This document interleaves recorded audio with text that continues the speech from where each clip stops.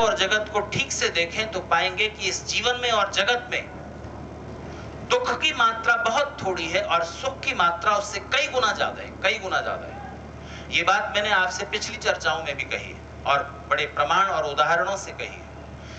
दुख की मात्रा हमेशा थोड़ी है किसी एक इंसान की जिंदगी में, 50, 60, 70, 80, 90 साल की जिंदगी में सुख और दुख ठीक से जोड़े जाएं तो सुखों की मात्रा हमेशा ज्यादा है और दुखों की मात्रा हमेशा कम रहेगी। और इस पूरे संसार में, पूरी सृष्टि में, पूरे जगत में अगर आप सुख और दुख का कैलकुलेशन करें तो उस पूरी सृष्टि में भी सुख की क्वांटिटी, सुख की मात्रा हमेशा ज्यादा बैठेगी और दुख की हमेशा कम रहेगी।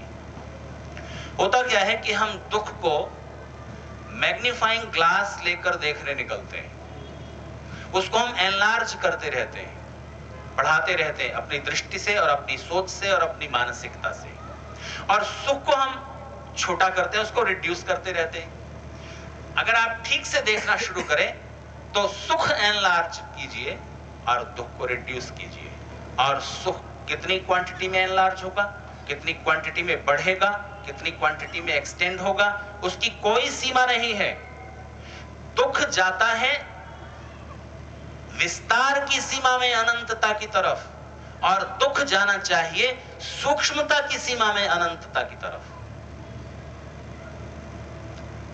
अनंतता के दो विस्तार होते हैं, एक विस्तार के क्षेत्र में और एक सूक्ष्मता में। जैसे आप गिनना शुरू कीजिए तो गिनती कहां तक जाएगी? इंफिनिटी। गिनती कहां तक जाएगी? एक से शुरू कीजिए तो गिनती कहां तक जाएगी? इंफिनिटी। कि हम गिन नहीं सकेंगे, ठीक है? तो फिर एक से नीचे भी शुरू कीजिए, 0.1, और इसको माइनस करते चले जाइए तो कहां तक जाएंगे आप? शून्य। तो वहां भी आप अनंतता तक जाएंगे, उसका भी कोई अंत नहीं आएगा। तो ये जगत अपने विस्तार में भी अनंत है और अपनी सूक्ष्मता में भी अनंत है, पर इसके लिए कोशिश करनी होगी कि आप सुख की अनंतता में विस्तार में चले जाएं और दुख की अनंतता में उसकी माइनस पॉइंट करते करते चले जाएं। ये आपके प्रयास से होगा, भौतिक प्रयासों से भी, बौद्धिक प्रयासों से, मानसिक प्रयासों से और आध्यात्मिक प्रयासों से, क्योंकि जीवन के 4 तल हैं: शारीरिक, बौद्धिक, मानसिक, आध्यात्मिक, फिजिकल, इंटेलेक्चुअल, मेंटल, स्पिरिचुअल। चारों तलों पर सुख अलग अलग टाइप का है और दुख भी अलग अलग टाइप का है। ध्यान दीजिए, शरीर के सुख दुख अलग अलग तरह के हैं और बुद्धि और मन के सुख दुख अलग अलग तरह के हैं और आत्मा के सुख अलग तरह के हैं। अब ये आपकी कोशिश, आपकी चिंतना और आपके प्रयास पर है कि आप सुखों की तरफ दृष्टि रखते हैं कि दुखों की तरफ। तो इस अनादि अनंत जगत में और जीवन के प्रवाह में जब हम ठीक से सोचना शुरू करते हैं तो जो कुछ सूत्र हाथ लगते हैं उनमें हमें इस निष्कर्ष पर पहुंचने के लिए बाध्य होना पड़ता है कि इस संसार में एक ऐसी शक्ति है जो इस संसार की रचना, स्थिति और प्रलय के लिए एक सुव्यवस्थाओं के और सुंदर नियमों की सूत्रबद्धता को संभाले हुए इस जगत में कार्य कर रही है।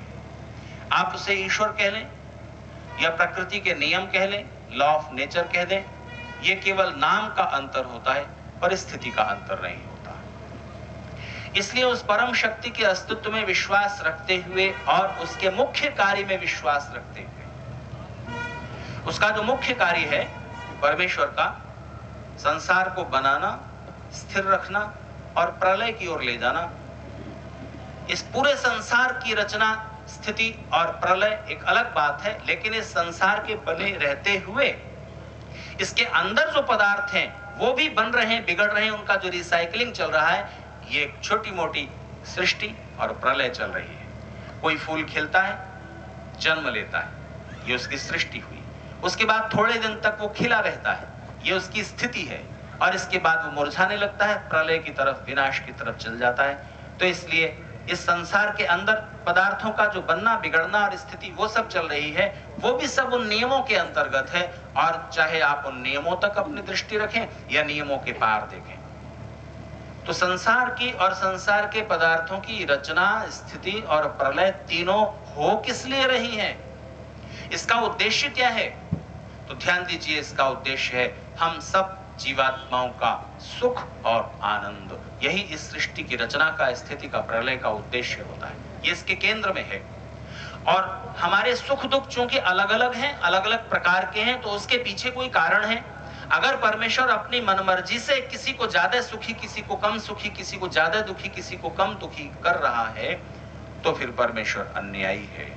इसलिए परमेश्वर अगर सुख दुख की व्यवस्था कर रहे हैं, तो इस सृष्टि में सबका हिस्सा बराबर नहीं है, क्योंकि पदार्थ, परिस्थितियां और सुख दुख की अनुभूतियां सबकी एक जैसी नहीं है, अलग अलग हैं। तो उसके पीछे जो कारण है, वो कारण जो है पिछले अनादि अनंत प्रवाह से चले आ रहे जीवनों का जो कर्म संचय है हमारा, उसके आधार पर हमारे सुख दुख का निर्णय हो रहा है।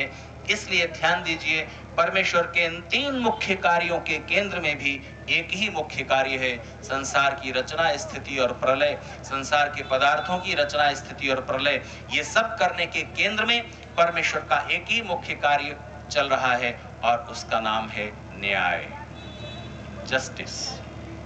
और उसका केंद्रीभूत नियम यह है कि जितना करोगे उतना मिलेगा, और जैसा करोगे वैसा मिलेगा। जिस क्षेत्र में आप परिश्रम कर रहे हैं, उस क्षेत्र में उसी टाइप का सुख उठा सकेंगे, दूसरे क्षेत्र में नहीं।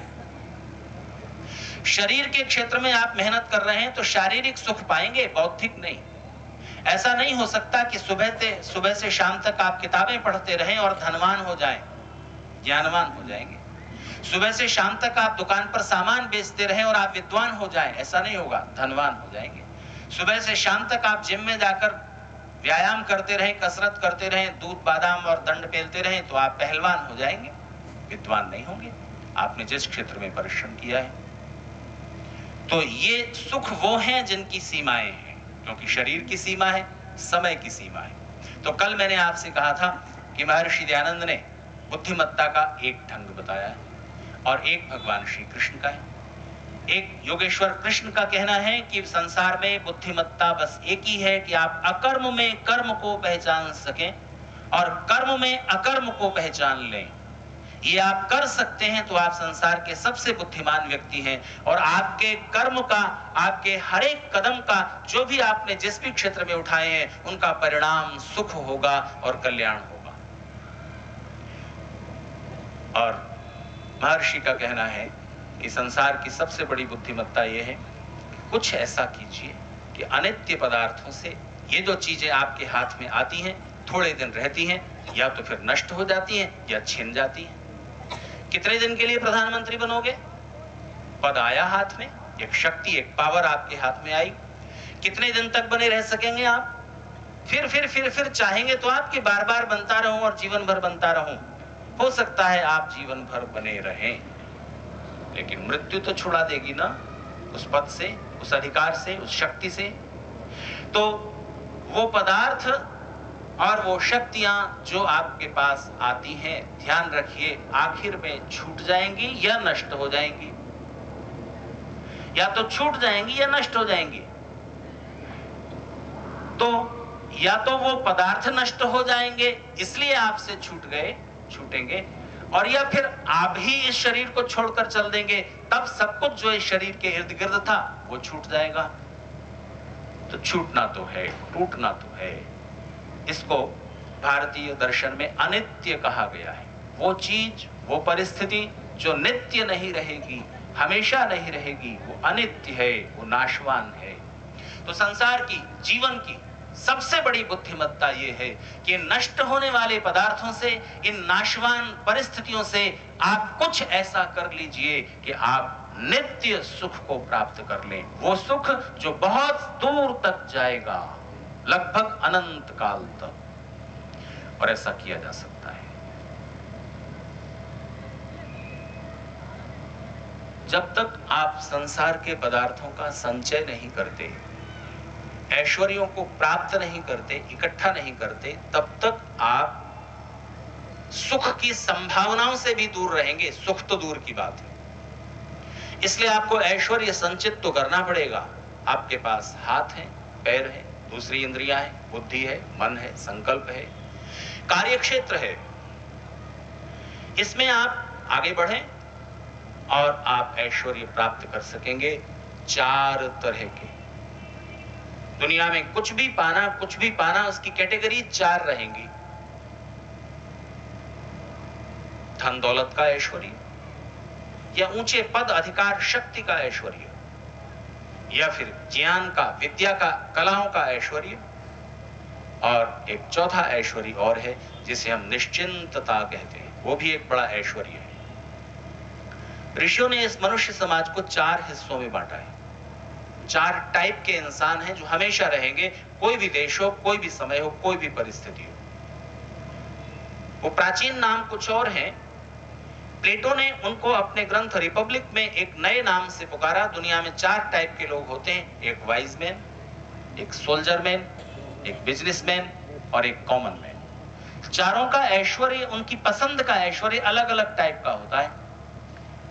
जो इस टाइप के लोग हैं जो विद्या, ज्ञान, रिसर्च, कला, कौशल इसमें रुचि रखते हैं, वो ज्ञान का ऐश्वर्य प्राप्त करते हैं। कुछ लोग धन दौलत का, संसार के समस्त संसाधनों को एकत्र करने का ऐश्वर्य प्राप्त करते हैं, और कुछ लोग पद, अधिकार, शक्ति संचय करते हैं, ऊंचे पद पर बैठ जाते हैं, उनके हाथ में पावर आ जाती है, अधिकार आ जाता है, उसमें उन्हें रस आता है। कुछ लोग इस सारे झंझट में नहीं पड़ते, उनकी एम्बिशंस बहुत ज्यादा नहीं होती, महत्वाकांक्षाएं ज्यादा नहीं होती, बस वो इतना चाहते हैं कि हमसे 8 घंटे मेहनत ले लो, क्या हमें काम करना है ये हमसे मत पूछो, हम इस लायक हैं, हमारे पास ये क्वालिटी है, ये योग्यता है, थोड़ी सी आप हमें अपने काम में लगा लीजिए और हम तैयार हैं, और इसके बदले में हमें इतना मिल जाए, बस। तो वो निश्चिंत रहते हैं। उन्हें इस बात की चिंता नहीं कि उनकी फैक्ट्री में प्रोडक्शन ज्यादा हो रहा है, माल नहीं बिक रहा, मार्केटिंग ठीक से नहीं हो रही, मैनेजर ठीक से काम नहीं कर रहे, ये उनकी चिंता नहीं होती। जो भी बुद्धिमान व्यक्ति है वो चिंतित रहेगा, जो भी धनवान व्यक्ति है वो चिंतित रहेगा, जिसके पास अधिकार है, शक्ति है, वो चिंतित रहेगा। उचित कारणों से आप चिंतित हैं तो वो आपकी चिंता पुण्य में बदलेगी, और इस कारण चिंतित है कि ये पद छिन न जाए तो वो आपकी व्यर्थ की चिंता है, और आप उसका ठीक इस्तेमाल करके सुख में नहीं बदल पा रहे हैं। ये आपकी जीवन शैली और कर्म शैली का दोष है। जहां भी दुख उपजेगा वहां आपके जीवन जीने के ढंग की वजह से, उसकी गलती से, या आपके कर्म करने के ढंग की गलती की वजह से दुख उपजेगा, वरना संसार सुख और आनंद से परिपूर्ण है। तो वेद ने एक बड़ी सुंदर और बड़ी विचित्र बात कही है। वेद का कहना है कि आप कभी भी, और आज का अर्थशास्त्र भी इसका समर्थन करता है, कभी भी आप इन 2 हाथों से बहुत कुछ नहीं पा सकते। इन 2 हाथों से मेहनत करके आप बहुत कुछ अचीव नहीं कर सकेंगे।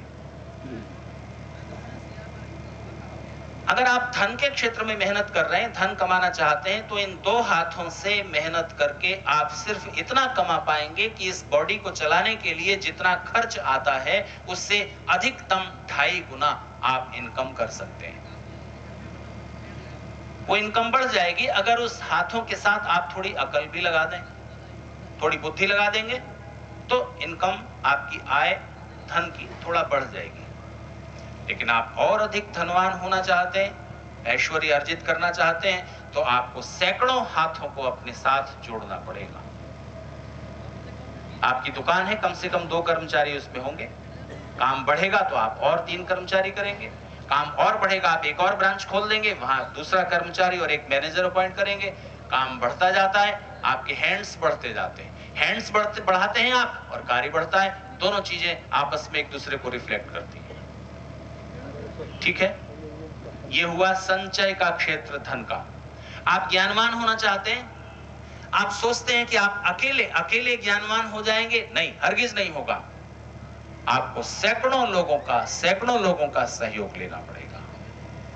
किसी ने आपको प्राइमरी तक पढ़ाया, किसी ने आपको 10th 12th तक पढ़ाया, किसी ने आपको फिजिक्स पढ़ाई, किसी ने केमिस्ट्री, किसी ने मैथ, किसी ने कुछ, और बहुत सारे शास्त्रों से थोड़ी थोड़ी सूचनाएं आपने संग्रहित करके उन सबको जोड़ना सीखा।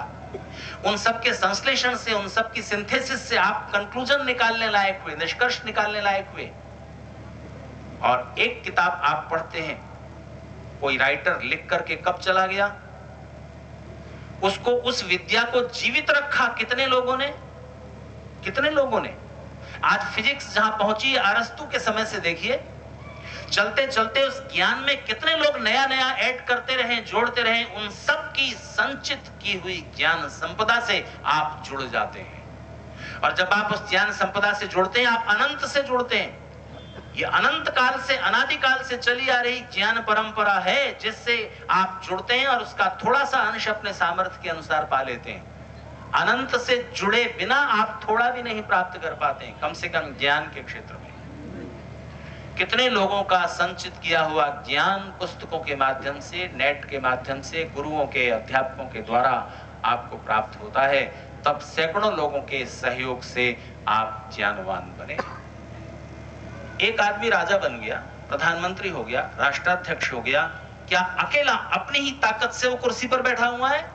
एक मिनट में हटा के फेंक दिया जाएगा। कितनी पुलिस, कितनी सेना, कितने सहयोगी, कितने उसके राज्य व्यवस्था को चलाने वाले, कितने राज्य कर्मचारी उसके हैंड्स होते हैं, उसके हाथ होते हैं। यह अधिकार का, शक्ति का ऐश्वर्य है। तो वेद का कहना है कि सैकड़ों हाथों को आप अपने साथ जोड़ते हैं, तब आप ऐश्वर्य संचित करते हैं, चाहे धन का, चाहे ज्ञान का, चाहे शक्ति का। लेकिन ये संचित होता जाता है, संचित होता जाता है। अनंत सुख में तब बदलेगा जब आप इसको हजारों हाथों में कन्वर्ट कर देंगे। हजारों हाथों में उसको दे देना नहीं, हजारों तरीकों से उसका उपयोग। जब आप ज्ञान का सदुपयोग करते हैं, हजारों तरह के निष्कर्ष निकालते हैं। हजारों चीजें आपने जानी और फिर उसे निष्कर्ष तक पहुंचाया, और उसके बाद आपने हजारों लोगों तक उसको वितरित कर दिया, बांट दिया। तब आप सुख तक पहुंचते हैं, सुख से आनंद तक पहुंचते हैं। आप एक बात बताएं, आप इतने लोग मेरे सामने बैठे सुन रहे हैं,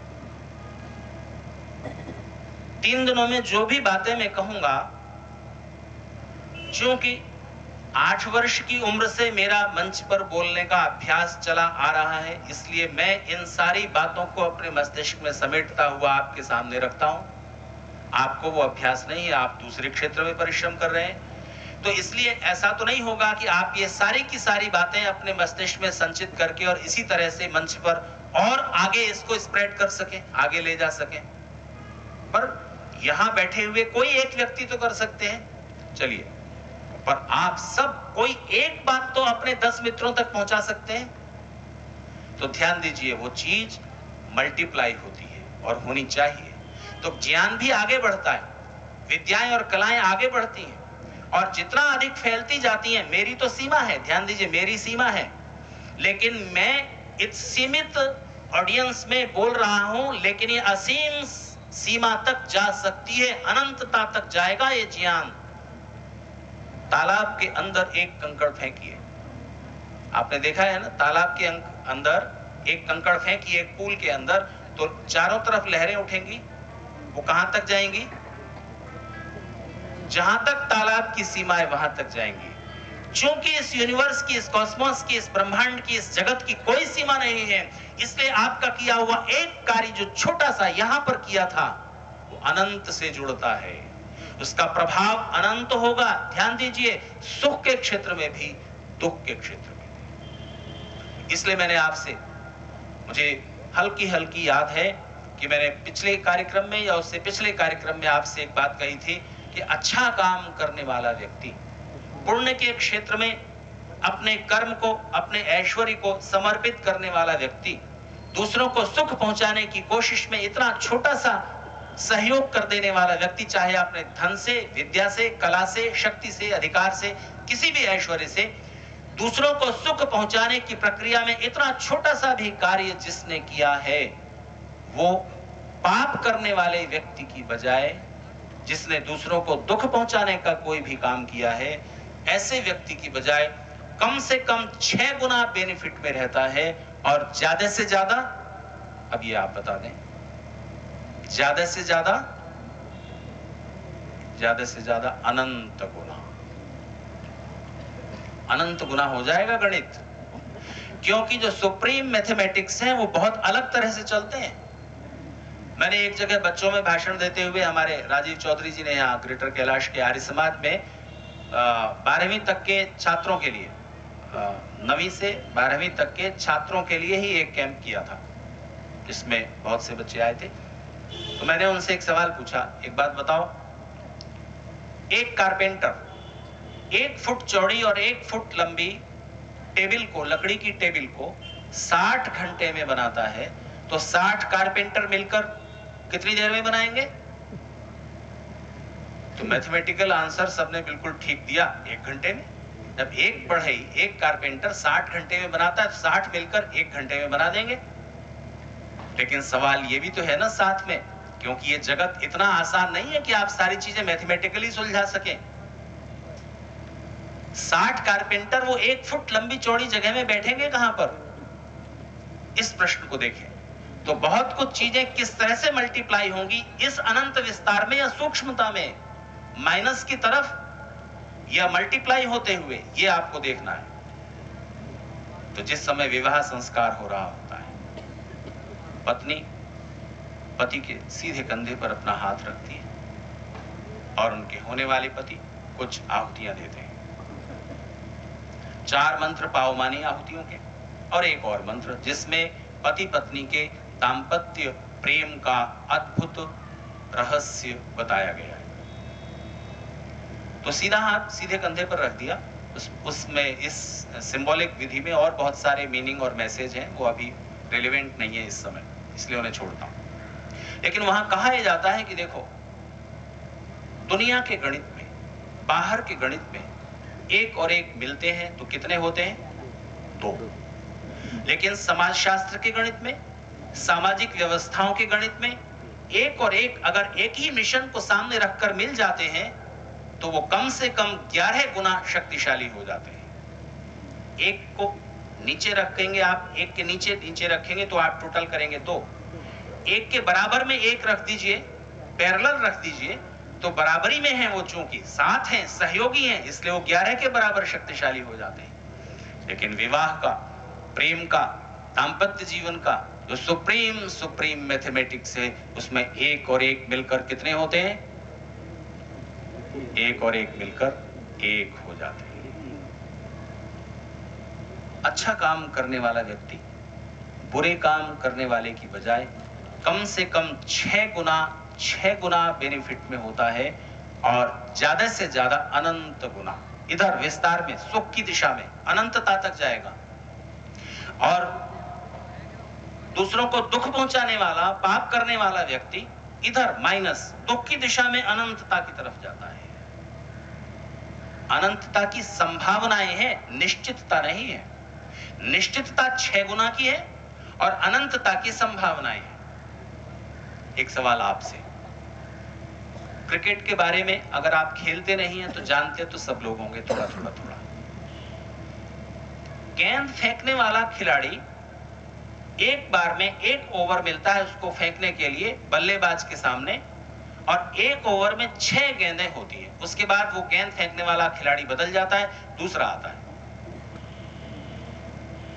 1 ओवर में 6 गेंदें होती हैं और एक गेंद पर बल्लेबाज अगर उस गेंद को हिट करेगा तो अगर वो बाउंड्री लाइन तक चली गई तो 4 रन मिलेंगे। जमीन पर छुए बिना अगर वो बाउंड्री लाइन के पार चली गई तो 6 रन एक साथ मिलेंगे, और बीच में रह गई तो दौड़कर जितना कर लो, 1 2 3 ज्यादा से ज्यादा।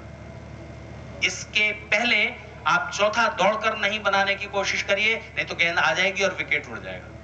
तो 1 ओवर में 6 गेंदें और एक गेंद पर ज्यादा से ज्यादा 6 रन लिए जा सकते हैं। तो 1 ओवर में एक बल्लेबाज मैक्सिमम कितने रन बना सकेगा? 36। और अनंत भी बना सकता है। कैसे? किन्होंने कहा जी नो बॉल? जरा हाथ उठा दीजिए प्लीज। धन्यवाद, बहुत अच्छा। कई लोगों ने कहा नो बॉल कितनी हो सकती है? अनंत। तो नो बॉल का जो रन है वो कितने हो जाएंगे इसकी कोई गिनती नहीं है। तो मित्रों, नो बॉल अगर आप फेंक रहे हैं तो आपकी टीम की तरफ से रन जा रहे हैं और आप हार की तरफ बढ़ रहे हैं। और अगर आपको नो बॉल मिल रही है तो आप रन अर्जित कर रहे हैं। देखना यह है कि आप किस एंड पर खड़े हुए हैं, विकेट पर या गेंद वाले पर। तो बस इसका निर्णय करने का वक्त है इस मनुष्य जीवन में ही। तो एक अच्छा काम करने वाला व्यक्ति 6 गुना बेनिफिट में कैसे रहता है, मिनिमम समझ लीजिए 6 गुना इस तरह रहता है। एक अच्छा काम किया, उदाहरण के लिए एक सरल सी बात कि आपने एक नेत्रहीन व्यक्ति को सड़क क्रॉस करवा दी। तो सड़क जब आपने क्रॉस करवाई तो सड़क क्रॉस करवाने की प्रक्रिया में ही आपको एक सुख मिल गया, उसका एक फल। कौन सा? अंदर अंदर उस प्रक्रिया में दूसरे को सुख पहुंचाने की कोशिश में ही जो एक अंदर अंदर खुशी मिलती है, एक तृप्ति मिलती है, एक संतोष, एक प्रसन्नता, एक आह्लाद जन्म लेता है, वो उस कर्म का तत्काल मिला हुआ एक फल है। ठीक है। दूसरा लाभ क्या होता है? दूसरा लाभ ईश्वर की ओर से होगा। आपने जो एक असमर्थ व्यक्ति को सुख पहुंचाने की कोशिश की थी, ये कोशिश पुण्य में कन्वर्ट हो गई है। और ध्यान दीजिए, किसी भी अच्छे कर्म का फल तुरंत नहीं देते ईश्वर, और किसी भी बुरे कर्म का फल भी तुरंत नहीं देते ईश्वर। ये जरूरी है। अगर अच्छे बुरे कर्म का फल तुरंत देने लग जाए, कई लोग ये पूछा करते हैं कि भगवान अगर कर्मों का फल तुरंत दे दिया करें तो कितना अच्छा हो। अभी झूठ बोला पत्नी से, पति से, मां से, पिता से, मित्र से, पार्टनर से, अभी एक झूठ बोला और कहीं से अदृश्य तमाचा आकर के एक गाल पर पड़ जाए। जितना बड़ा झूठ उतना जोरदार तमाचा, हल्का झूठ तो हल्का सा, तुरंत पड़ जाए एक तमाचा। पीठ पर आकर एक डंडा पड़ जाए, तुरंत थोड़ी देर के लिए मुंह टेढ़ा हो जाए।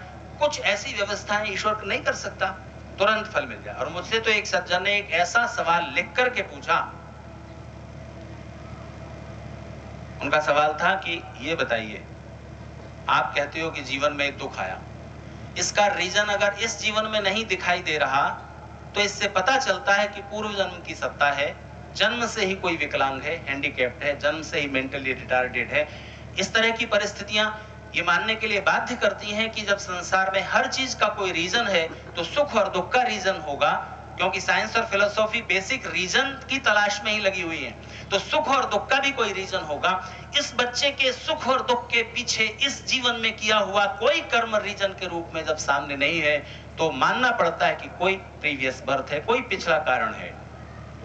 तो मुझे ये बताइए, उन सज्जन का पूछना था कि ईश्वर बताता तो नहीं किसी को कि तुम्हें इस कर्म के बदले में ये वाली सजा दी जा रही है, ये दुख जो दिया गया है इस कर्म के बदले में दिया गया है। तो उनका एक सेंटेंस में सवाल था कि मुझे टू द पॉइंट उत्तर दीजिए, जैसे मैं टू द पॉइंट सवाल पूछ रहा हूं कि क्या ये जस्टिस है, क्या ये न्याय है कि किसी को उसका अपराध बताए बिना आप पनिशमेंट दें? अपराध तो बताते नहीं, पनिशमेंट दे देते हो। तो मैंने उन्हें कर्म की फिलॉसफी समझानी चाहिए। 5 मिनट ही मैंने कुछ कहा था, बोले नहीं, मुझे तो हाँ या ना में जवाब दीजिए। हाँ या ना में क्या ये जस्टिस है कि बिना बताए कि तूने क्या गलती की है, आप अपने बच्चे को पीटते हो बिना बताए?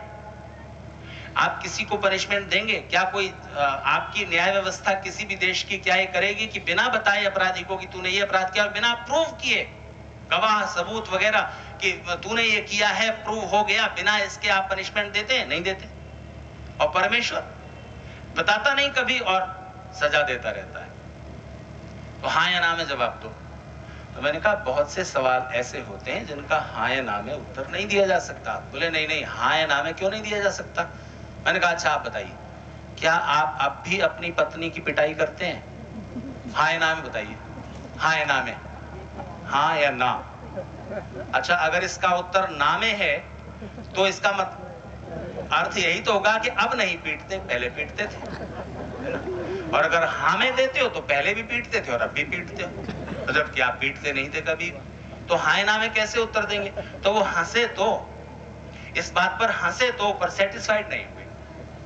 फिर मैंने बहुत सोचा, बहुत खोजा और फिर एक ऐसा उत्तर हाथ लगा जो मैंने कहा कि बस अब आप इसके आगे नहीं बोल सकेंगे।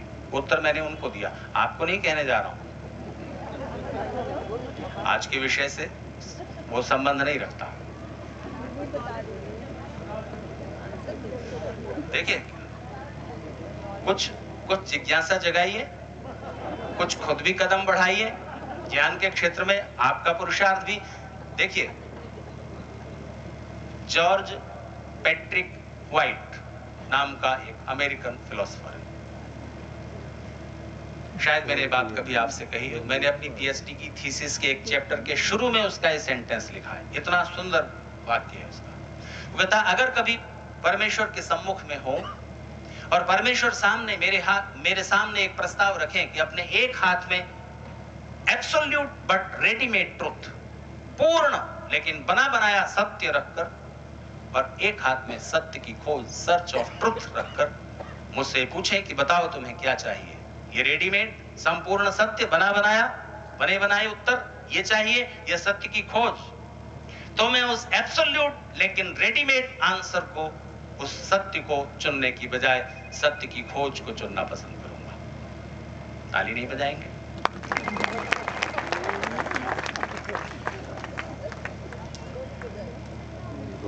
कुछ खुद भी खोज में उतरे, नहीं उत्तर मिले तो फिर गुरुओं की शरण में जाना चाहिए। सदगुरु का काम जानते हैं क्या है? मैं आज के भाषण का जो विषय है उससे बहुत हटके बोल रहा हूं और जानबूझ के बोल रहा हूं। सदगुरु का काम, मुख्य काम क्या है? एक अच्छे गुरु का, और खास तौर से आध्यात्मिक ज्ञान संपदा के क्षेत्र में जो काम कर रहे हैं, ऐसे गुरुजनों का मुख्य कार्य ये नहीं होता कि वो आपको ज्ञान बांटते हैं, ये उनका मुख्य काम नहीं है, ये सेकेंडरी है। ये भी करें पर ये सेकेंडरी है। प्राइमरी मुख्य काम क्या है बताइए? सोच, जिज्ञासा जगानी। और अगर जिज्ञासा नहीं जग सकी तो मैं कितना भी सारे शास्त्र आपके सिर पर उंडेलना चाहूं, आप दुखी हो जाएंगे और मुझसे बचना शुरू कर देंगे। इसलिए जिज्ञासा जब जग जाती है तब आप खुद सदगुरु की तलाश करते हैं, और नहीं मिलता तो भी आपको गुरु उपलब्ध होते हैं, कुछ ईश्वर की कृपा से और कुछ आपके अपने पुरुषार्थ से। अच्छा, एक बात बताइए, अगर आप सीधे श्री कृष्ण से जुड़ना चाहें तो क्या करेंगे? महाभारत के युग में पहुंचेंगे? जरूरत नहीं है, क्योंकि श्री कृष्ण के समय में अगर आप होते तो भी क्या करते? श्री कृष्ण का क्या करते? आप अचार डालते क्या उनका क्या उपयोग है? उनके जो संदेश हैं वही तो हमारे लिए उपयोगी हैं। चाहे उस समय आप होते, जो थे, जिन्होंने वो संदेश समझे, उनके लिए श्री कृष्ण मूल्यवान हुए, दुर्योधन के लिए तो नहीं हुए, शकुनी के लिए तो नहीं हुए, और बहुत से लोग थे उनके लिए नहीं हुए। जिसने उनके संदेशों को आत्मसात किया, समझा, ग्रहण किया, स्वीकार किया, जीवन में उतारा, उनके लिए श्री कृष्ण मूल्यवान है। और ये मूल्यवत्ता आज भी समाप्त नहीं हुई है और कभी भी नहीं होगी। गीता आपके पास, जिज्ञासा जगाइए और पढ़ना शुरू कीजिए। हाँ, संस्कृत आप नहीं जानते, कोई बात नहीं, कमेंट्री उपलब्ध है, और एक नहीं 1000 हैं। अब यहां से उलझन शुरू होगी, कि इन हजारों व्याख्याओं में से कौन सी ज्यादा ठीक है, ये कौन बताएगा? जब आप खुद तुलना करते हुए उसका अध्ययन करेंगे। इसलिए ध्यान दीजिए, कंपैरिजन बहुत बुरा है। तुलना दूसरों के सुख से और दूसरों के प्रगति से तुलना जब आप करते हैं गलत तरीके से, तो आपके मन में ईर्ष्या और प्रतिद्वंदिता उपजती है और उसका परिणाम दुख होता है। लेकिन जब आप दूसरों के दुख से तुलना करते हैं, ध्यान दीजिए, जब आप दूसरों के दुख से तुलना करते हैं तब आपको अपना दुख बहुत छोटा होता नजर आता है। तुलना करना ज्ञान के क्षेत्र में, तुलना करना प्रगति के क्षेत्र में, इस रूप में कि वो आगे जा सकें तो हम भी आगे जा सकते हैं। प्रयास की जरूरत है ठीक दिशा में। तो ज्ञान के क्षेत्र में आपको विविध ज्ञान देने वाले गुरुओं के उद्गारों की तुलना करनी पड़ेगी। कई बार ऐसा होता है कि वो अलग अलग बातें कह रहे होते हैं, वो आपस में टकरा रही होती हैं, परिस्थिति के कारण वो अलग अलग दिख रही हैं, या जो उनके सामने शिष्य थे उनका स्तर ऐसा था कि उन्होंने वो बात कही, वो बात सबके लिए नहीं है, उसके लिए नहीं है, और वो बात इसके लिए नहीं है। व्यक्ति के फर्क से, परिस्थिति के फर्क से उनके कहने के ढंग में अंतर है। तो शास्त्रों में विरोध दिखाई देगा, लेकिन वो विरोध समन्वय की तरफ ले जाता है अगर आप ठीक से समझें। तो उन सब व्याख्याकारों की किताबों में से 5-7 कमेंट्री साथ में रखिए और तुलना करते हुए पढ़िए। एक श्लोक की व्याख्या इनकी भी पढ़िए, इनकी भी पढ़िए, इनकी भी पढ़िए, इनकी भी पढ़िए, उनकी भी पढ़िए। ऐसा नहीं करिए कि पहले एक व्याख्याकार की पूरी गीता आपने व्याख्या पढ़ ली और उसके बाद तब तक आप पिछला भूल जाएंगे। इसलिए एक एक श्लोक पर जो उनकी व्याख्या है उनको तुलना करते हुए, कंपैरेटिव स्टडी करते हुए चलते चले जाइए। निष्कर्ष आपके अपने होंगे। ध्यान दीजिए, कोई भी बड़े से बड़ा गुरु सिर्फ मार्ग बताएगा, मार्ग बताएगा। चलना आपको है, लक्ष्य आपका है। अगर आप खुद अपनी आंखें खुली नहीं रखेंगे और किसी भी बड़े से बड़े गुरु पर आंख बंद करके विश्वास कर लेंगे तो उसका परिणाम बहुत भयंकर होगा, बहुत भयंकर होगा। क्या पता उन गुरु की खुद की ही आंखें बंद हो, केवल उन्होंने गुरु जैसा एक बाना धारण किया हुआ हो। आपको उनके ज्ञान की परीक्षा करनी होगी, और उन्होंने कितने भी बड़े वो सत ज्ञान रखने वाले हैं, लेकिन उनके बताए सूत्रों पर चलना तो आपको स्वयं है। आपकी राह आपकी है। इसलिए गुरु का सबसे प्रमुख कार्य होता है कि वो इंस्पिरेशन दे दे, प्रेरणा दे दे, बस। कहीं पर मैंने एक बड़ी सुंदर बात पढ़ी, ए पुअर टीचर टेल्स। एक रद्दी अध्यापक सिर्फ कहता है, पढ़ देता है, कोर्स को बांच देता है। A poor teacher tales, an average teacher explains. एक औसत दर्जे का अध्यापक उसकी व्याख्या करता है। एक गुड टीचर डेमोन्स्ट्रेट्स। एक अच्छा अध्यापक उस सब्जेक्ट को सजीव रूप में, बिल्कुल एक तरह से उदाहरणों से सरल करके शिष्य के सामने रख देता है। But a great teacher inspires. एक महान गुरु, एक अध्यापक प्रेरणाओं से भर देता है, इंस्पायर कर देता है। चलो आगे बढ़ो, ये है मार्ग और ये है लक्ष्य, चलना आपको है। एक नेताजी भाषण दिया करते थे और किसी विद्वान से, किसी उस सब्जेक्ट के जानकार व्यक्ति से भाषण लिखवा लेते थे। उनका पीए टाइप कर देता था और उनको दे देता था। अलग अलग समारोहों में अलग अलग तरह के विषयों पर उन्हें भाषण देने होते थे। कभी शराबबंदी के बारे में, कभी किसी शिक्षणालय में, किसी दीक्षांत समारोह में विद्यार्थियों के बीच। अलग अलग ऑडियंस होती थी, अलग अलग सब्जेक्ट होते थे, तो अलग अलग तरह के भाषण लिखे हुए, टाइप किए हुए उन्हें मिलते थे और वो उसको बोल दिया करते थे। जैसा मिल गया वैसा पढ़ देते थे।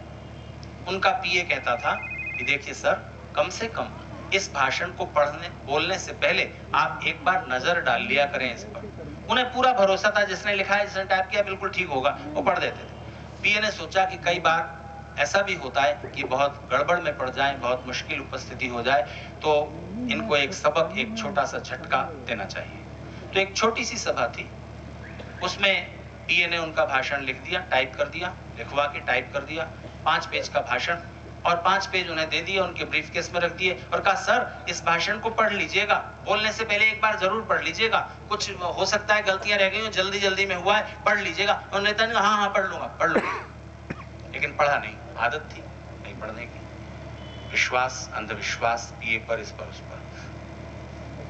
माइक पर खड़े हुए, भाषण टाइप किया हुआ सामने रख लिया, पहला पेज पढ़ा, दूसरा पेज पढ़ा, तीसरा पेज पढ़ा, चौथा पेज पढ़ दिया और उसकी आखिरी लाइन थी कि इन सारी बातों की रोशनी में मैं इन 5 नतीजों पर पहुंचा हूं। ये 5 डिसीजन निकलते हैं। इन सारी बातों की रोशनी में ये 5 नतीजे हाथ लगे। चौथा पेज पलटा, 5वें पेज पर लिखा था इसके आगे आपको अपनी अकल से बोलना है। अब कौन से 5 नतीजे कहां से आएंगे? तो मित्रों, ज्ञान की सूचनाएं कोई भी बड़े से बड़ा गुरु आपको देगा, विविध स्रोतों से आप प्राप्त कर सकेंगे। अगर आपने अपनी बुद्धि के दरवाजे बंद किए हुए हैं तो कोई भी सद्गुरु, बड़े से बड़ा ज्ञानवान व्यक्ति आपकी मदद नहीं कर सकता। रास्ता आपको चलना है। और खासतौर से आध्यात्मिक क्षेत्र में इतनी तरह के गुरु काम कर रहे हैं, इतनी तरह के गुरु काम कर रहे हैं कि आप कल्पना नहीं कर सकते। लेकिन जब भी आप आध्यात्मिक क्षेत्र में किसी एक सद्गुरु की तलाश में उतरें तो उसमें कुछ पहचान, कुछ लक्षण ढूंढ लीजिएगा और वो एक सामान्य व्यक्ति जांच सकता है। वो आध्यात्मिक गुरु जो उपदेश जीवन के बारे में, जीवन जीने के बारे में दूसरों को दे रहे होंगे, वो उनके जीवन में भी होंगे। जिस आध्यात्मिक गुरु ने सचमुच आध्यात्मिक आनंद प्राप्त कर लिया है, उसको उस आनंद के सामने संसार के सारे सुख फीके लगेंगे। जैसे रसगुल्ला खाकर जब आप चाय पीते हैं, एक चम्मच चीनी जिसमें पड़ी हुई है वो फीकी लगती है, ठीक ऐसे ही बड़ा आनंद जिसने चख लिया, ईश्वरीय अनुभूति जिसने पाली, उसको संसार की प्रसिद्धि की, मेरा टीवी पर भाषण आए, मेरे जगह जगह होर्डिंग्स लगे, मेरा इतना नाम हो, सब लोग मेरे को गुरु माने, ये लालसा उसमें नहीं दिखेगी। उसमें धन ऐश्वर्य को इकट्ठा करने की लालसा नहीं होगी कि मेरा इतना बड़ा आश्रम हो, उसमें ये हो, वो हो, वैभव विलास में वो जीना नहीं चाहेगा। उसको अगर धन उसके भक्त देंगे, वो समाज सेवा में वितरित कर देगा, सादगी से जी रहा होगा। उसको प्रसिद्धि की लालसा नहीं होगी, धन ऐश्वर्य की विलासिता की लालसा नहीं होगी, ऊंचा पद अधिकार मुझे मिल जाए ये लालसा नहीं होगी, क्योंकि उसने इन सांसारिक सुखों से पार एक बहुत बड़े सुख, बहुत बड़े आनंद का अनुभव पा लिया है। ये चीज उसमें झलकेंगी। वो ये नहीं कहेगा कि ये बातें जो मैंने तुम्हें बताई हैं, ये साधना की पद्धति जो तुम्हें समझाई है, किसी और को मत बताना। नहीं, वही बंदिश नहीं लगाएगा, बल्कि वो कहेगा जाओ फैला दो दुनिया में, जहां तक इस ज्ञान की रोशनी को फैला सकते हो ले जाओ, कम से कम 10 लोगों तक जरूर बांटना। हाँ, कुपात्र को मत देना, जो इसका दुरुपयोग करेगा उसे मत देना, ये जांचना तुम्हारा काम है। उसके जीवन में ये चीजें झलके तो समझिएगा कि उसने आध्यात्मिक क्षेत्र में अगर ईश्वर को पा नहीं लिया है तो भी ये इस क्षेत्र में काफी आगे तक बढ़ चुका है और इसके बताए रास्ते पर हम भी चल सकते हैं। नहीं तो अगर आप ऐसे व्यक्ति के जाल में फंस गए जिसने खुद रास्ता नहीं जाना हुआ है, वो आपको कैसे मार्ग बताएगा। एक सज्जन ने नई कार खरीदी और उसे चलाने की थोड़ी बहुत ट्रेनिंग ली और पीछे और आगे एल लिख दिया, लाइसेंस ले लिया, लर्निंग लाइसेंस, और कार चलाने लगे और स्पीड से चलाते थे और पत्नी को साथ में बिठा लेते थे। पत्नी बेचारी चलो जी आउटिंग पर चल रहे हैं, नई कार खरीदी है, बैठ जाती। लेकिन पत्नी ने एक दिन कहा कि देखिए जी, आप जब कार चलाते हो तो मुझे तो बड़ा डर लगता है, अभी आपने प्रैक्टिस तो अच्छे से की नहीं है और आप चलाने लगते हो और बड़ी स्पीड से भी चलाते हो, और खास तौर से तब तो मैं बहुत बहुत डर जाती हूँ जब आप कार को टर्न देते हो, कोई मोड़ आता है और कार को जब आप उसी तेज स्पीड में मोड़ने लगते हो, मुझे बहुत डर लगता है। तो बोले डरने की कोई बात नहीं, अच्छा देखो ऐसे किया करो, जब भी मोड़ आए और मैं स्पीड में गाड़ी मोड़ूं तो तुम अपनी आंखें बंद कर लिया करो, जैसे मैं कर लेता हूं। तो बस ठीक है, आप उनके पीछे चलेंगे जिनकी खुद की आंखें बंद हैं, जिनको खुद मार्ग नहीं मालूम, तो आपको चुनाव पहले करना होगा। और ये लक्षण, ये पहचान साथ में देखिए और इस मीटर पर किसी को जांच लीजिए, कोई भी हो, बड़ी आसान बात है और ये झलक जाती है, जीवन में झलक जाती है, व्यवहार में झलक जाती है, वाणी में झलक जाती है। तो वो सद्गुरु है जो आपको पुण्यों की ओर प्रेरित करेगा, क्योंकि वो अनंत आनंद की ओर ले जाने की संभावनाएं जगाएगा। और जो पाप से बचने की प्रेरणा नहीं करता और कहता है कि इन पापों से बचाव का हम ये उपाय कर देंगे, वो सद्गुरु नहीं है। प्रेरणाएं सही देगा, सत्य देगा, पाप से बचो, पुण्य जितना कर सको कर लो। तो अच्छा काम करने वाला व्यक्ति 6 गुना बेनिफिट में रहेगा। एक लाभ यह है कि तुरंत जो फल मिला प्रसन्नता का, उस अंधे को सड़क पार कराते हुए। दूसरा, ईश्वर की व्यवस्था से जितनी मात्रा में आपने दूसरों को सुख पहुंचाने की कोशिश की, उतनी मात्रा में आपको सुख किसी न किसी निमित्त से कभी भविष्य में ईश्वर की व्यवस्था से मिलेगा। और तब आप जान नहीं पाएंगे कि ये किस निमित्त से मिल गया, इसके पीछे कौन सा मेरा पुण्य कारण था। नहीं, ये नहीं पता लगेगा और ये नहीं पता लगना चाहिए। और तीसरा जो लाभ है वो ये है कि एक अच्छा काम किया तो उसका अच्छा संस्कार मन पर पड़ा, दोबारा फिर से आपने अच्छा काम किया, उसका फिर अच्छा संस्कार मन पर पड़ा, तो ये अच्छे संस्कार एक के ऊपर एक जो लेयर जमती जाती है, वो परत वो मजबूत होती जाती है और वो आपको फिर और अच्छा काम करने के लिए इंस्पिरेशन बनती चलती है, वो आपकी ताकत बनती जाती है। और ये कहां तक जाती है, इसकी कोई लिमिट नहीं है। पाप करने वाला व्यक्ति जब दूसरे को दुख पहुंचाने की कोशिश करता है, दूसरे को दुख पहुंचाने की कोशिश करते ही अंदर अंदर एक बेचैनी, एक अकुलाहट, एक शंका, एक लज्जा, एक भय, एक तिलमिलाहट जन्म लेती है। वो ईश्वर की प्रेरणा है, मत करो मत करो। एक दुख तो तुरंत मिल गया, और दूसरा, जितनी मात्रा में दूसरों को दुख पहुंचाने की कोशिश की गई है, उतनी मात्रा में ईश्वर की व्यवस्था से कभी भविष्य में तुम दुख भोगने से नहीं बच सकोगे। घूम करके दुखद स्थिति कहीं ना कहीं से, किसी न किसी निमित्त से सिर पर आ जाएगी। बचने की कितनी भी हजार कोशिश कर लेना। और जब एक बुरा काम किया, झूठ बोला, चोरी की, उसका एक कुसंस्कार मन पर पड़ गया, फिर दोबारा चोरी की, फिर एक दूसरा कुसंस्कार और मजबूत हो गया, फिर तीसरी बार चोरी की, फिर एक तीसरा संस्कार और मजबूत हो गया, और उन प्रेरणाओं के कारण वो फिर पाप की ओर चलता चला जाएगा। कहां तक? अनंत।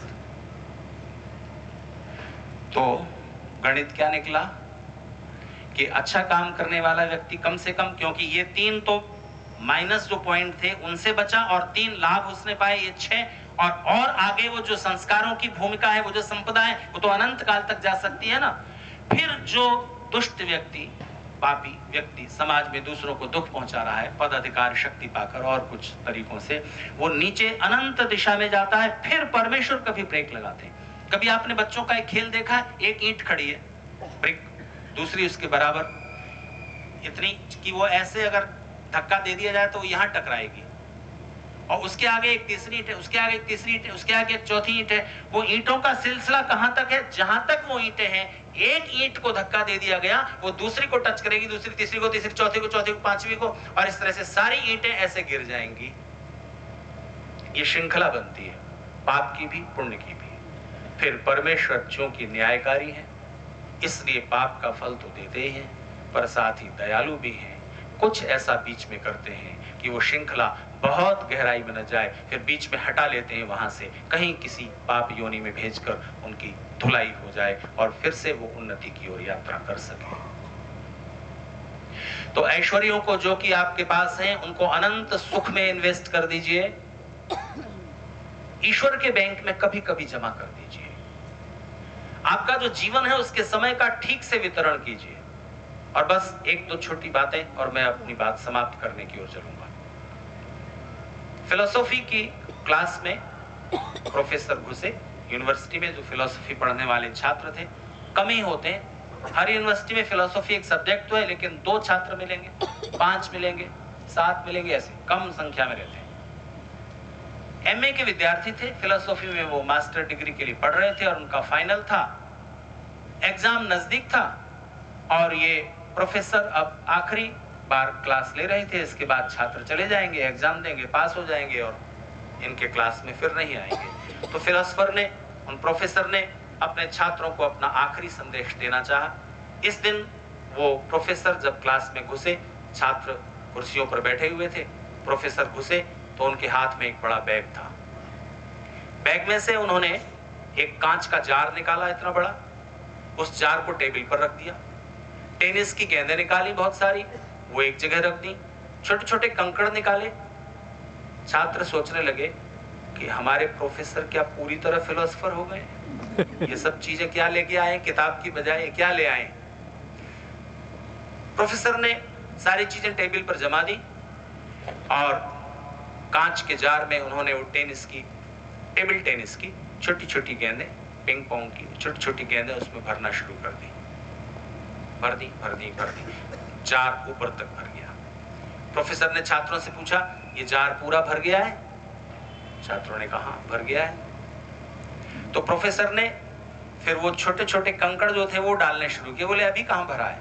हाँ, टेनिस की वो गेंदें, टेबल टेनिस की और गेंदें और नहीं भरी जा सकती, पर ये छोटे छोटे कंकड़ उनके बीच में जो जगह रह गई थी उसमें भर गए। और जब उससे भी भर गए तो प्रोफेसर ने पूछा, अब ये पूरा भर गया? हाँ, भर गया। तब बारीक बालू, रेत प्रोफेसर के पास था, उन्होंने उसको भरना शुरू किया। उसके बाद में वो रेत ने सब जो छोटे छोटे कंकड़ों के बीच में स्पेस था उसको भी ऑक्यूपाई कर लिया और वो जार पूरी तरह भर गया। उस जार को उन्होंने हिलाया तो वो रेत और थोड़ा नीचे बैठ गई, तो बची हुई रेत और डाल दी और हिलाया, 3 बार में वो पूरा भर गया। अब भी खाली है क्या? अब भी खाली है।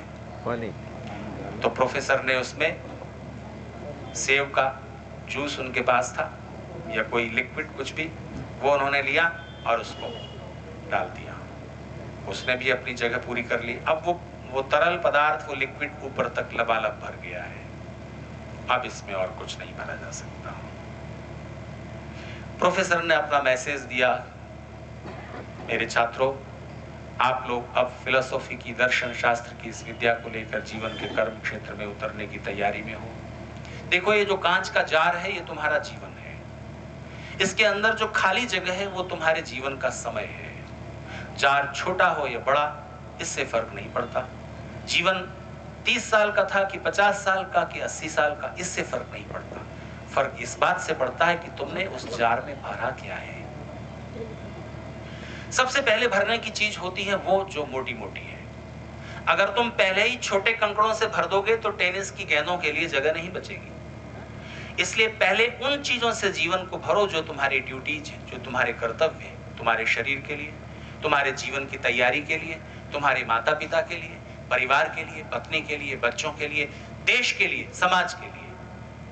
और इन सब से जुड़ता है तुम्हारा बिजनेस, तुम्हारा कारोबार। इस सब में तुम्हें समय सबसे पहले देना होगा। सबसे पहली प्राथमिकताएं ये हैं। इसके बाद जो छोटे छोटे कंकड़ हैं वो है खेलकूद, मनोरंजन, कभी फिल्म देख ली, मित्रों के साथ गपशप, सामाजिक संबंध, सोशल रिलेशनशिप, ये सारी चीजें, ये छोटे छोटे कंकड़ हैं जो बची हुई समय को, जीवन के समय को घेरेंगे। इसके बाद कुछ चीजें हैं जो बारीक रेत की तरह है। दूसरों से प्रतिद्वंदिता, ईर्ष्या, द्वेष, मान, अपमान, लड़ाई झगड़ा वगैरह, ये सब जीवन का जो बहुत छोटा हिस्सा है उसमें रहनी चाहिए।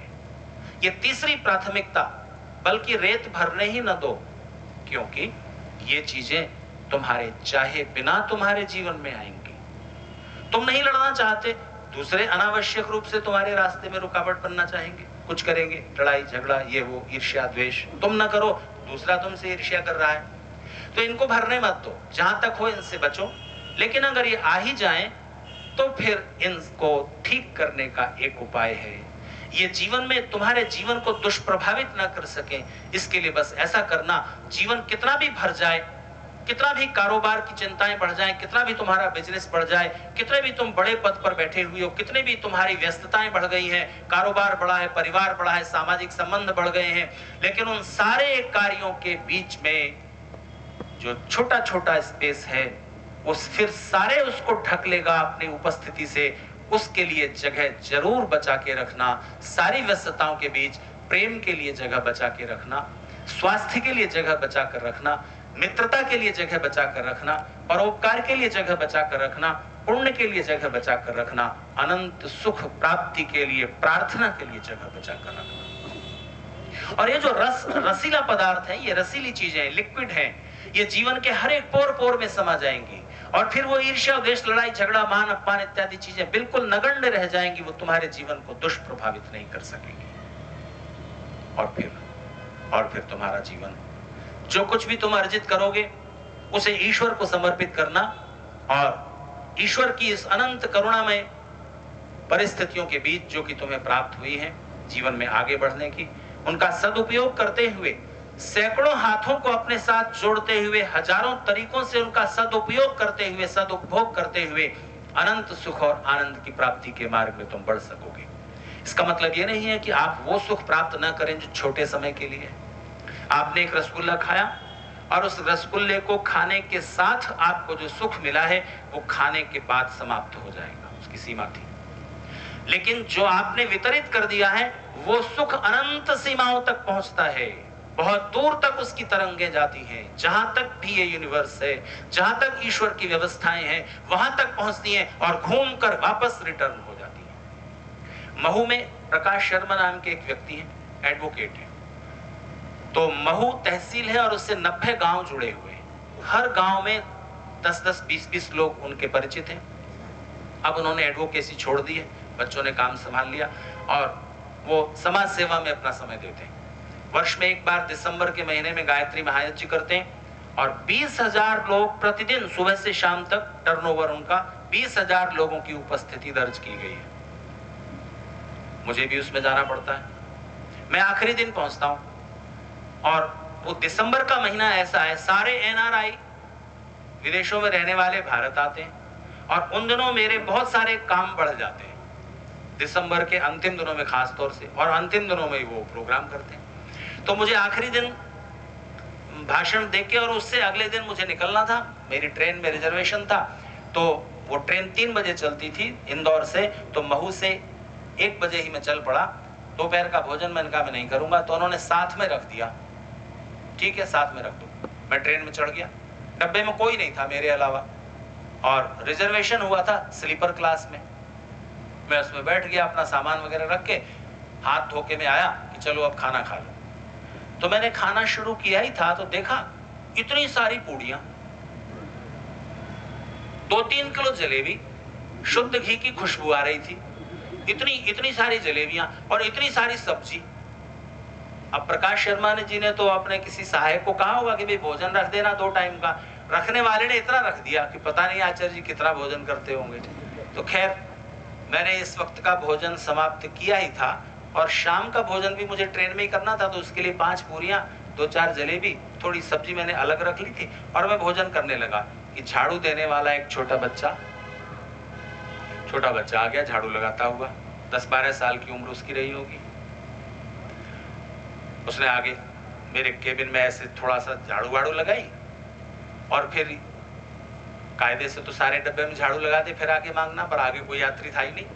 तो सोचा अभी ये खाना खा रहे हैं, अभी ले लो जो लेना है। उसने हाथ फैला दिया।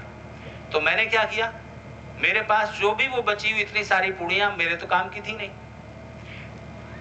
मैंने वो सारी जलेबियां, पूड़ियां, सब्जी उसे एक बच्चे को दे दी। वैसे कायदा तो ये था कि मैं थोड़ी उसे दे देता, फिर दूसरे भी आएंगे, अभी यात्रा लंबी है मथुरा आगरा तक, लेकिन मैंने सारी उसे दे दी। वो लेके चला गया। उसके 10-15 मिनट बाद भोजन करके कुछ अखबार सब फेंक दूं और हाथ धो लूं, इसके लिए मैं उधर वॉश बेसिन की तरफ जब गया तो मैं हैरान रह गया कि उस भीख मांगने वाले, झाड़ू देकर कमरे में वो कंपार्टमेंट में सफाई करके भीख मांगने वाले उस बच्चे ने ट्रेन में झाड़ू देने वाले जो भी 8-10 बच्चे थे सबको बुला लाया था और सब मिलकर 7-7 जलेबी खा रहे थे। अच्छा, अपनी जगह, मेरी जगह अपने को रख कर देखिए, आपने वो जलेबियां खुद न खाकर उस बच्चे को दे दी जिसने पता नहीं कितने महीनों से कोई मिठाई नहीं चखी है। अब वो जलेबी खा रहा है, उसको जलेबी खाता हुआ देखकर आपको क्या एहसास हो रहा है? एक जो आनंद अभी अनुभव कर रहे हैं वो अभी मिला हुआ फल है, और जो ये ईश्वर की व्यवस्था में जो जुड़ गया है वो अनंत काल तक जाएगा, न जाने कब किस रूप में प्रतिफलित होकर कई गुना होकर वापस लौटेगा, इसके बारे में कुछ नहीं कहा जा सकता। और वो बच्चा, वो झाड़ू देने वाला बच्चा चाहता तो वो जलेबियां, पूड़ियां कम से कम 5 दिन तक खराब नहीं होने वाली थी, दिसंबर का महीना, लेकिन उसने खुद अकेले न खा करके अपने सब साथियों को इकट्ठा कर लिया, सब मिलकर जलेबी खा रहे हैं। ये जो मैत्री भाव है जितना दूर तक फैलता है, आप अपनी करुणा से जितना दूर तक, जितने प्राणियों तक जुड़ जाते हैं, उतना उतना आपका आनंद फैलता है और उतना उतना ही आप अनंत से जुड़ जाते हैं। एक असहाय प्राणी के प्रति समर्पित की गई आपकी करुणा आपको उस अनंत व्यवस्था से जोड़ देती है। आनंद की तरंगें अनंत होती चली जाती है। और इसके लिए जरूरी नहीं है कि आपके पास बहुत धन हो, बहुत ऐश्वर्य हो, आप बड़े ऊंचे पद पर बैठे हुए हो, आपके पास कुछ नहीं है और आप सोच सकते हैं कि मैं क्या सेवा कर सकता हूं, मैं क्या इस तरह पुण्यों के मार्ग पर बढ़ सकता हूं। नहीं, बहुत कुछ होता है और निर्बल से निर्बल, दरिद्र से दरिद्र अवस्था में भी मनुष्य के पास देने के लिए बहुत कुछ बच रहता है। बस एक छोटी सी बात और समाप्त करूं। रूस के बहुत बड़े साहित्यकार हुए, उनका नाम था तुर्गनेव। तालस्ताय जैसी ही ख्याति है उनकी। तालस्ताय उपन्यास लिखने के लिए, तुर्गनेव नाटककार हुए, बहुत बड़े नाटककार हैं। उनका नाटक जब पहली बार खेला गया, कोई दर्शक नहीं आया और असफल हो गए। उन्होंने दूसरा नाटक लिखा, उससे भी बढ़िया, वो भी असफल हो गया। नाटक पर नाटक लिखते चले गए और जीवन के 10 साल बीत गए, उनका कोई भी नाटक सफल नहीं हुआ। और उस असफलता की स्थिति में वो बहुत फ्रस्ट्रेशन की हालत में निराश होकर के, बस ये सोच करके कि आत्महत्या कर ली जाए, बड़े निराश थे। लेकिन अपने संकल्प से उन्होंने अपने को ऐसा कुछ करने से रोका। सुबह सुबह घूमने के लिए जा रहे थे, सर्दियों का मौसम था और रशिया में सर्दी बहुत ज्यादा पड़ती है, तो लंबा ओवरकोट पहने हुए थे, फट रहा था जगह जगह से, आय के स्रोत सूख चुके थे, संपत्ति बहुत कुछ बिक चुकी थी परिवार चलाने के लिए, और जो काम करते थे नाटक लिखने का, उससे कुछ आय नहीं हो रही थी। खैर, सुबह सुबह घूमने जा रहे थे, उस फटे हुए ओवरकोट में जेबें, अंदर जेबें जो थी लंबी जेबें, उनमें अपने हाथ डाले हुए थे उन्होंने, ताकि हाथ सर्दी से ठिठुर न जाएं। दस्ताने, ग्लव्स उनके पास थे नहीं, तो उन जेबों में अपने हाथ डाले हुए थे कि हाथ गर्म बने रहे। सुबह सुबह इसलिए निकले थे कि सैर के लिए निकला हुआ कोई दोस्त मिलेगा, उससे सुबह की नमस्ते वगैरह होगी और सुबह की चाय का इंतजाम भी हो जाएगा। वो इस इंतजार में थे कि कोई दोस्त मिले, उससे कुछ बातें करेंगे, उसके ही साथ घूमते हुए, हम इधर जा रहे हैं, दोस्त इधर जा रहा होगा, तो घूमकर वापस ही लौट चलेंगे और किसी रेस्टोरेंट पर बैठ करके एक चाय, या उसके घर में जाकर के एक चाय पी ली जाएगी। इसके लिए थोड़ा निर्लज्ज बेशरम होना पड़ेगा, कोई बात नहीं, हो जाएंगे। उस दिन पता नहीं क्या बात थी, सर्दी ज्यादा थी या पता नहीं रविवार की सुबह होगी, कोई दोस्त नहीं दिखाई दिया, कोई दोस्त नहीं जो उनकी चाय का इंतजाम भी कर सके, सुबह की चाय तो कम से कम मिल जाए। मिल गया एक भिखारी और उसने अपना हाथ आगे कर दिया। तुर्गनेव के पास तो कुछ भी नहीं था, रूबल छोड़ो, उसका जो छोटे छोटे पीस किए जा सकते हैं, कुछ भी नहीं था जेब में। और उस भिखारी को क्या दें, अपने लिए ही सुबह की चाय कोई दोस्त पिला दे, इस इंतजार में थे। ये सामने भिखारी पड़ गया, देने के लिए कुछ नहीं है। अपने अस्तित्व पर, अपने होने पर बड़ी शर्म आने लगी। ओह, मैं इस बेचारे भिखारी का, इस दरिद्र का कुछ भी सहयोग नहीं कर सकता, इसको भी कुछ देने लायक मैं नहीं हूं। लेकिन इस शर्म से उबर करके उन्होंने क्या किया, कुछ दे नहीं पाए, दे सकते ही नहीं थे। उन्होंने अपने दोनों हाथ जो अपनी जेब में डाले हुए थे ओवरकोट की, गर्म थे, उन अपने गर्म हाथों को भिखारी को देखा। मेरे पास तो ओवरकोट भी है, इसके पास तो ओवरकोट भी नहीं है, फटा टूटा स्वेटर पहने हुए, इसमें 50 छेद हैं, उनसे हवा, सर्दीली हवा अंदर प्रवेश कर रही है, इसके हाथ ग्लव्स है ही नहीं, ठिठुर रहे और सर्दी की वजह से त्वचा जो जैसे सिकुड़ जाती, ऐसी उसके हाथ हो रहे थे।